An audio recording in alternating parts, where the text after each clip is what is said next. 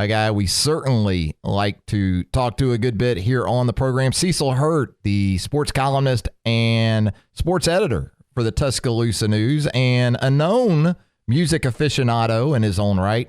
First concert, Cecil, you ever attended? Which was it? What was it? Like a lot of people, although I was actually in Huntsville at the time,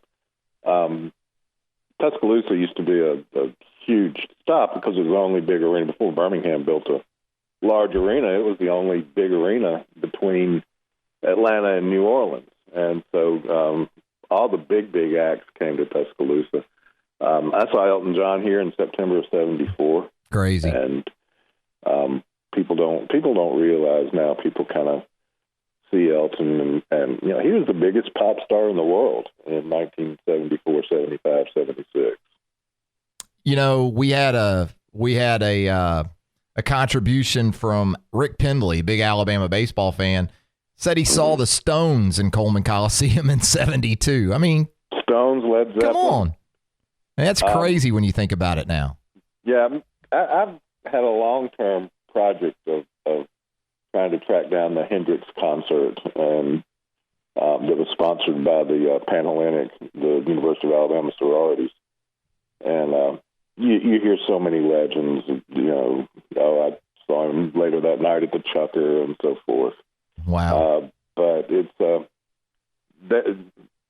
most of the big acts of the 60s, 70s came through Tuscaloosa. Like you said, I mean, the arena, Coleman Coliseum was the stop, basically, I guess, at that point in the 70s and the earlier days of that venue. And speaking of Coleman Coliseum, Cecil, I know that you had a conversation with new Alabama athletics director Greg Byrne here in the last few days. You had that one-on-one with him, which was in today's Tuscaloosa News. If you haven't seen it, also tidesports.com.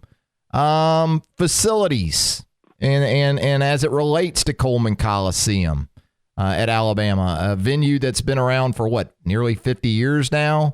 And, what type of sense did you get from Greg Byrne? And not just with Coleman, but just the facilities approach that he might take as he digs in here at UA.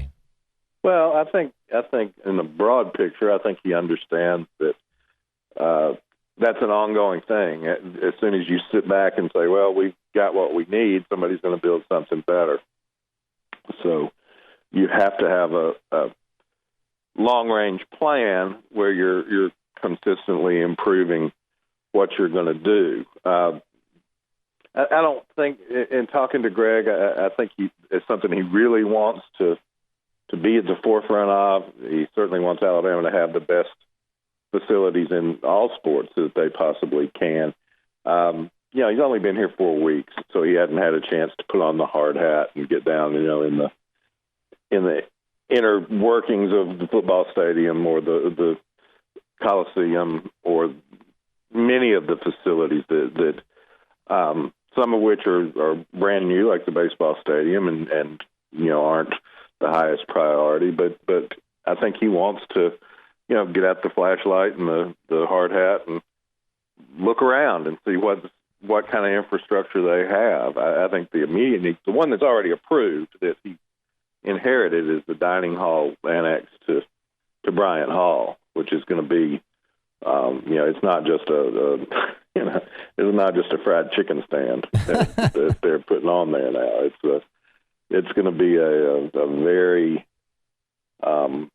elaborate and in some ways, relative to those kind of projects, an expensive project, but it's going to be a nutrition center for the entire athletic department, not just football, although it's certainly powered by football, and that's why the location is where it is. But that's just such a huge investment now with nutrition and wanting to monitor that, and it's just not like it was when I was in school, where you could pile up 2 or 3 football players in the car, your buddies, and head to Nick's or wherever. Not that Nick's isn't City great and Cafe, nutritious, yeah, but City Cafe or wherever, and catch as catch can. It's too carefully monitored now, and they spend too much as it is, to not have those guys supervised in what they eat, when they eat,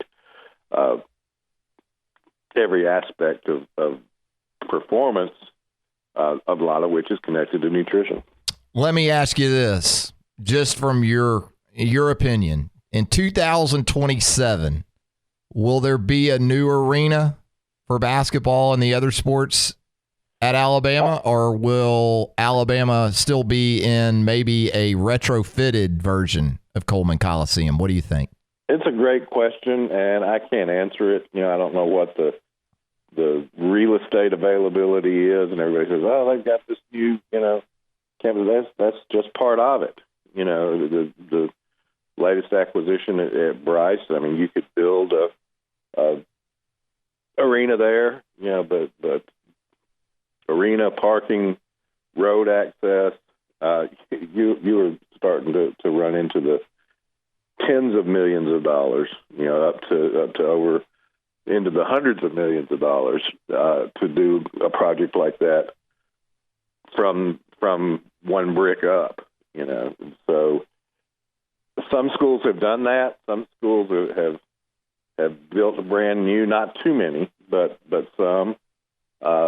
A lot of schools are limited in what they can do.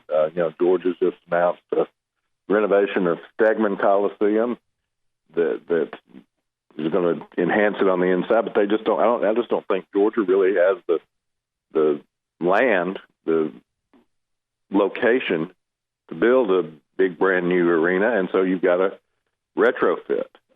Ole Miss kind of split the difference. They built.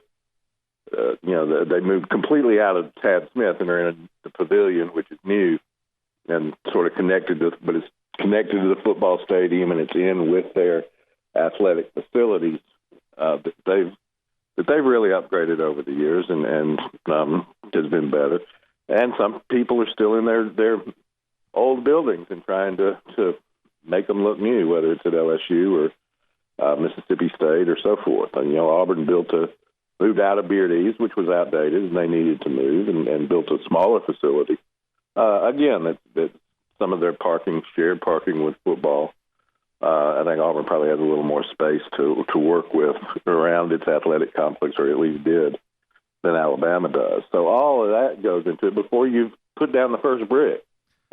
So should we draw anything into the fact that while Byrne was at Arizona, they chose the renovation approach to that arena out there? Or do you just look at this as two entirely different situations based on revenues, budget, those type of things? Yeah, again, I'd be hesitant without knowing exactly what the infrastructure situation was in Arizona. Did they have a building site available? Did that make – because Arizona is certainly a prominent basketball program and has great support for basketball. But it just may not have been feasible to do. There are just some things that you'd love to do, but you can't do. They'd love to do, for various reasons, including having a cemetery next to your football stadium. That's just one of the many, many considerations that goes into what you can do at Bryant-Denny. And you can't mess with Ramajamas either, Cecil. I mean, that's hallowed. Well, you don't own that. A lot of that property right there to the west, you just don't own it. Right. You'd have to go buy it, and that would not be very easy to do. And then, of course, there's so much that goes into it. I didn't realize, even with and people are aware of this. This happened last year. There's road access issues. There are, as came up last year, there are water issues, water pressure, sewer pipes, et cetera. All that goes into it, and it's so complicated. And to say, well, let's build a new one, right. Making plenty of money, let's go build a new one. Sometimes that is the right answer. And sometimes that's great. Sometimes that's very difficult to do, and it takes a long-term engineering plan. Alabama has chosen in the past, at least twice, and then if you count moving and then moving out of Foster with women's basketball 3 times, spent significant amounts to without building a new arena. Yeah, I would guess that number is in excess of probably, what, 50 million or right around there if you added those three up? So. Yeah, particularly if you adjust it for, had you stuck that money in a interest-bearing account, what would it be worth now? Right. That's they've spent a lot of money, and people say, well, they could have used that. Man, sure, had that been the plan at the time, and pick a date. That's what, if you decide to do it, then you've got to pick a date that you're going to do it by. So I don't think it's the first facility priority on the list. In fact, I can tell you it's swimming has to have a new facility. Yeah. They're completely out there. You got rec centers in Tuscaloosa with better pools right now. Yeah, and with a program that is doing a great job and really getting better. And so even that project though involves, are we going to build on top of what we have? Are we going to build something brand new?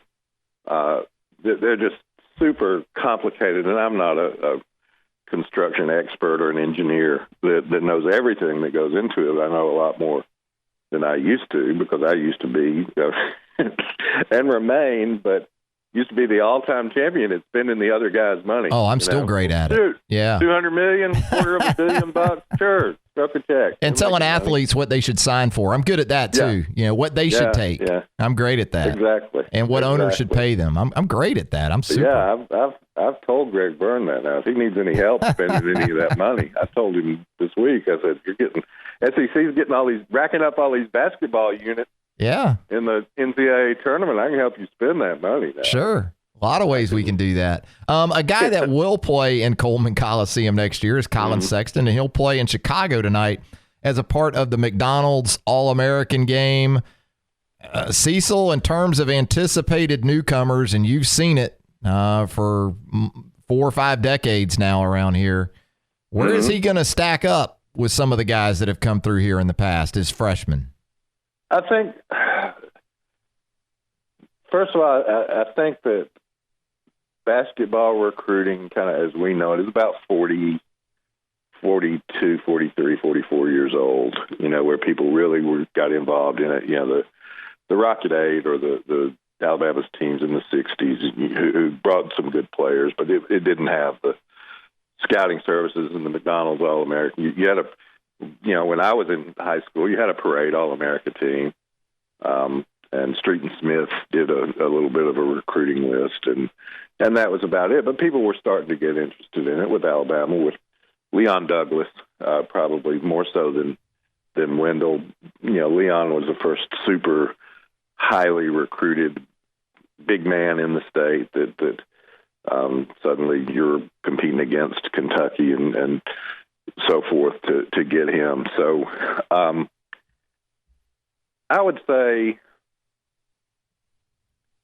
partly because he's out of state, partly because there's so much publicity around it. Collin is certainly up there.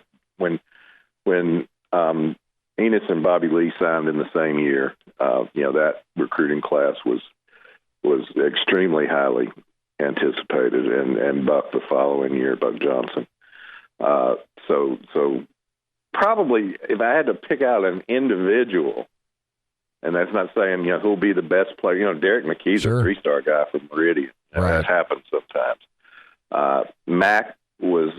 Antonio McDyess was highly recruited, was a top 25 guy, but he was from Quitman and, out in the country, and he wasn't exposed the way that Collin has been in the national showcases and in Atlanta. So probably the closest comparison I can make to Collin is Hollywood James Robinson. Mm-hmm. But, James also had an academic situation where he sat out a year. People forget that. James had to sit out a year before he could play, which in some ways even heightened the anticipation that much more. And they're similar type players, similar type talents, not identical.